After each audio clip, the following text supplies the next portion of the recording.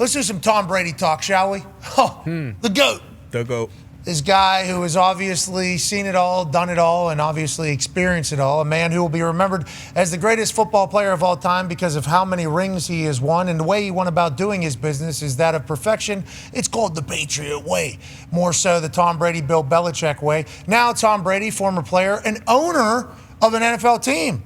We, as ex-players, are all incredibly pumped for him. Hey, baby, Tommy! Boy, Tom. Tommy, the greatest of all time, also committed to becoming a color commentator for NFL games in a big-time spot. Number one guy for NFL on Fox. We appreciate the GOAT giving back to the sport and teaching us the way he views football. Hey, baby, Tommy! Hey, Tommy! Thank you.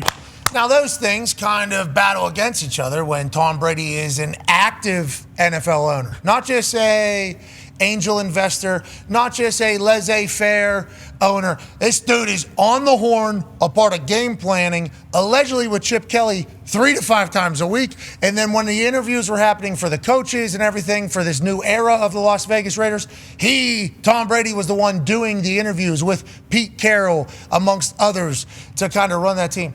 So last night, primetime, Las Vegas, we see Tom Brady up in the coach's booth with a goddamn headset on and a suit. Whoa. The suit is a headset on sitting right next to an assistant on the offensive side. He can obviously drop in at any time and tell Chip Kelly, hey, I don't fucking like it. Why aren't we scoring any points? The Chargers defense is really good. Oh, are they?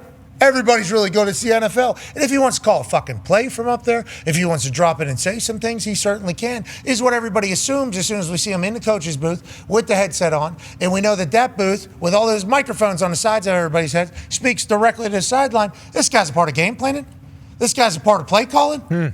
This guy's a part of hiring. This guy's a part of strategizing. Wait a minute. This guy also was part of the New England Patriots that had how many gates happening at certain times throughout their run of their dynasty? A lot of them.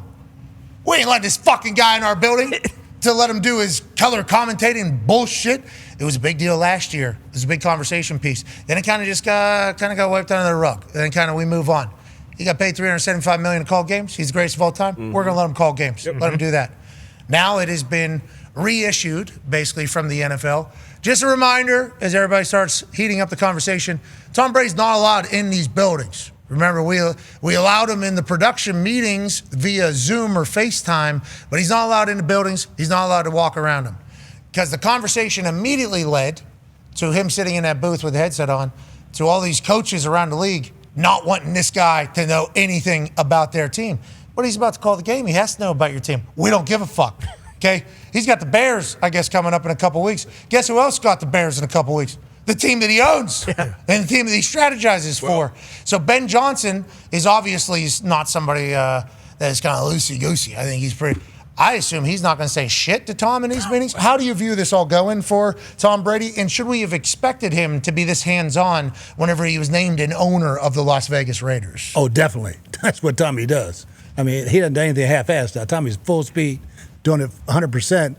Now, when you're coming back to do a production meeting, that's a whole nother story. No, hell no, you ain't getting in the building. Okay, so he's not... I love you, Tommy, but you ain't getting in the building. So he's not allowed in the building. Okay, I think the NFL said that. Once again, we haven't had him. You're not seeing Friday practice. Okay, not seeing Friday practice. You're not seeing our best plays, not seeing what we like the most in red zone. You're not seeing who maybe we're trying to maybe hide a little bit and get in there for future reps. But you are in a production meeting in a Zoom call. What comes from those, and how will people treat those, you think, with Tom? If you were... I think it'll be total bullshit.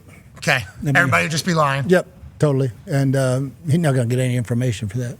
People really pissed about this, him in the coach's box, I would assume? I would think so. I would think that changed the whole narrative of being allowed to come in, not being allowed to come in.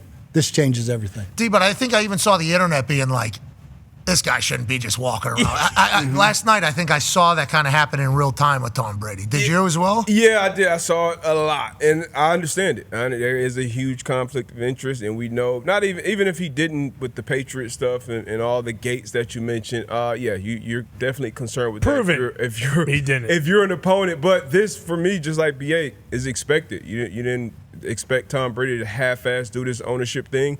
If it is a guy that can do it, we always hear it as players, as coaches, hey, it's nobody, bigger than the Shield. There's nothing bigger than the NFL. This is a guy, won 7 Super Bowls. He went to 10 of them. This would be the guy that can kind of get away with anything. He's, been a part owner of the Raiders. There was another owner there who was a maverick and kind of did things his way. Al Davis. We saw the Jerry Jones docs. He did his things his own way. Tom Brady, in my perfect football story, he would be the next maverick and just doing things completely outside of the box like no one has ever done it before. And he's earned the right to do it. So we'll see how long he does both.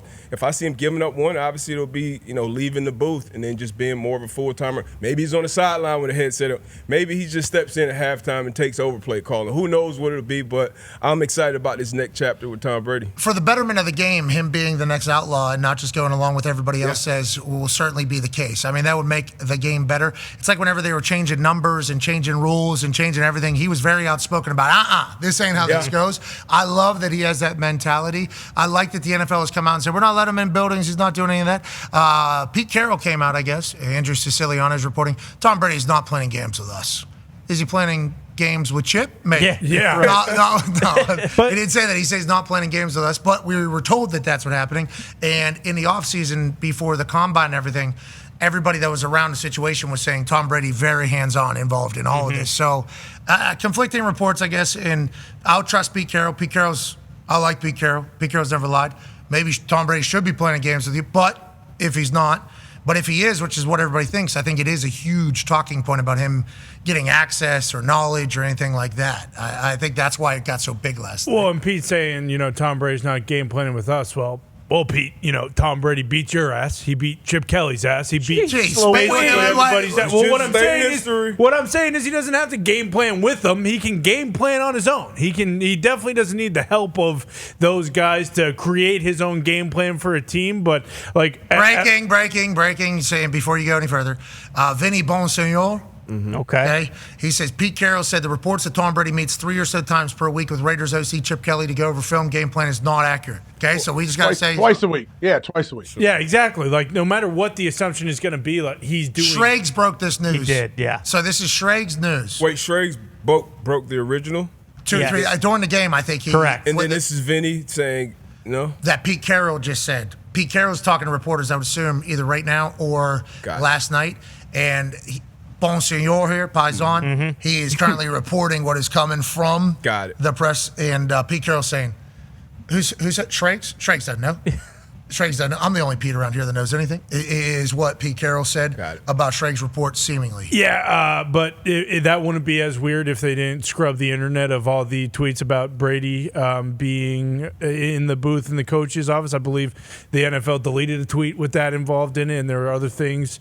So that makes it more seem like a spin. And him saying, they don't meet 3 times a week, to what AJ said, the immediate thought was like, okay, well, they meet once a week. And we can't assume anything. The devil is in the details. Exactly, yeah. And a lot of things that maybe be conspiracy fodder, if you will. Just kind of putting my hat on for a second. Brady did hire Pete Carroll. He was a huge part of all of the hiring process for the team. Who's the GM? John Spytek. They played together at Michigan. Came from the Bucks. Spy Tech. Great GM. Going to be a hell of a GM. Yeah, does he have any assistants? Technology, perhaps? Oh. Spy technology? No, is it right there in the name? It's always so obvious, isn't it? Isn't it? It's always too obvious. Well. It's right there in front of us. And Ben Johnson, Ben Johnson's going to give Brady bullshit. Well, guess what? Brady knows what's bullshit then. Hey, Chip, they're not going to do this, and this because this is what they told me they were going to do. So, maybe he will get nothing out of the team meetings, but boy, oh boy, we don't know how the GOAT thinks. He might think completely different than everybody else, and he might be able to get information. BA, do you BS or no BS? Tom Brady can get a lot of info from a building if he's color commentator. No, terrible. Can't get anything. And but I'm saying in general. I don't think anybody gets anything. That's what I'm saying. In general, not just Tom Brady. Not just Tom Brady. Color commentators. I mean, I did those things for how many years? I would tell the truth sometimes because I knew they thought I'd lying, And hey, this is gonna be the first play. Nah, bullshit. And then we ran it anyway. Okay, so that meeting is what happens in those meetings? I've never been. I've sat in a couple for the games that I called, but I was always like third person. So they're trying to get info on what your strategy is, or injuries, or how. Mostly, injuries, who's going to be on game day roster, who's inactive. What do you think this week? And of course, nobody tells him anything. To me, it was a waste of time. I did it for a year. I was like, I should be out on the golf course. How about walking around the building, like those Friday practices? Friday practice is real. That's totally different. Friday practice, you see everything, all the important shit. Red zone, 2 minute, all your gimmicks, your final drive. Some people, they'll go through their script on Friday. Mm-hmm. Now that's big. That's big, and seeing who's out on the field. Yep. What the hell are you doing playing that position? Mm-hmm. All right. Where the hell is Derwin James? I'm watching for that. So yeah, being at Friday practice, that's totally different than a production meeting. And the NFL is saying he's not allowed at Friday practices. He's only allowed on Zoom calls in a production meeting. Yeah, but the guys that he works with can. So there's no way those guys tell him anything about what they saw. So now Tom Brady is being paid $375 million by Fox, and now he picks up also spies for him and spy tech for the Las Vegas Raiders. No, the guy he calls the game with. What's his name? Kevin Burkhardt. Yeah, Burkhardt. Does Burkhardt go to the practices on Fridays? So would they not communicate about what he saw? I mean, I'm not saying this is going to happen. I'm just saying this is like the internet. This Tom is what could the give him a list. assumption would be. Do you think Tom could give him a list? Hey, Burkhardt, check this out. Check out who's playing nickel in this situation, who's doing that, and then How much you could do that, but come on. But how many reps are Badgett getting? Yeah. Are they still motioning Loveland? Or? Yeah, what is the thought on does it seem like there's a little bit of a short leash on Caleb before we play? Is there? Let's look around. Offensive line and Caleb, can you get the interaction between those two in between drills? Can you see how many people are letting trainers kind of squirt the water in their mouth? Yeah. Can you show me all these things? Kevin Burkhardt, I don't know if he would be able to see all the things that Tom would probably factor. No shot at Kevin Burkhardt, and this isn't a shot at non-player journalists. No. Or non-coaching journalists. None of those things. Nope. But I think what he fears, is Tom, because of his fucking knowledge of the game and being there doing that, he could potentially see some shit. Oh, yeah. And it could benefit the Raiders immediately. Is what all football people who are paranoid motherfuckers to begin with. Go ahead, D-Bo. I mean, those production meetings and Friday practices, coaches and players, you're worried about that shit getting out, within that 48 hours before the game. Once the game is played, you're seeing all those different things. So, that's the vital time, 48 hours. So once Sunday happens or Monday, whenever it is, and the game's being played, you're going to see who's playing the nickel. You're going to see who's calling the plays. You're going to see these different things. So if you're going into the game, if you're playing the Raiders that week and getting that information, that vital information that, that you don't know, that you're not going to see until game time, that's when it matters. But outside of that, it's not that big a deal. I don't like that headset on up there.